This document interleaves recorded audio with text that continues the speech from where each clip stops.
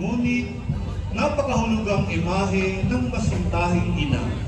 Makikita sa larawang ito ang mahal na ina na nakasuot ng itim, nakaluhod at nagmumuni-muni sa mga instrumento ng pagdurusa ni Jesus. Ang krus, ang bako, ang koronang tinig at iba pa. Noong nakaraang 2016 ang imaheng ito at ang kanyang simbahan ay nagdiwang ng 130 taon batay sa taon ng pagkakatatag na nakaukit sa kampana ng simbahan. Ang imahen ay ginawaran ng koronang episkopal noong 8 ng Hulyo 2017 na ibinigay ng kanyang kabunyian Luis Antonio Cardinal Tagle, Arsobispo ng Archdiocese ng Maynila. Noong June 16, 2024, sa bisa ng isang resolusyon, tinawad ng Konseho ng Pamahalaang Lungsod ng Maynila sa Birhen ng Soledad ang titulong patrona ng distrito ng San Nicolas.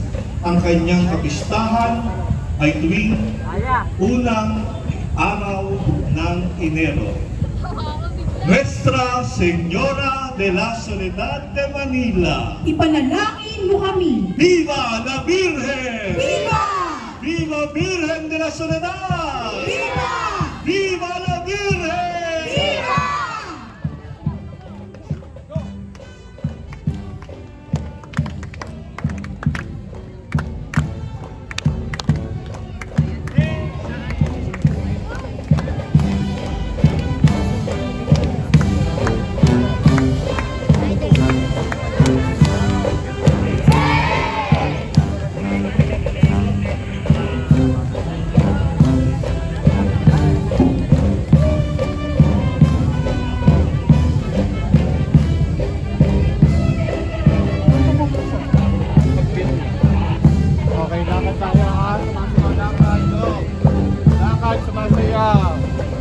Lakad sumasaya.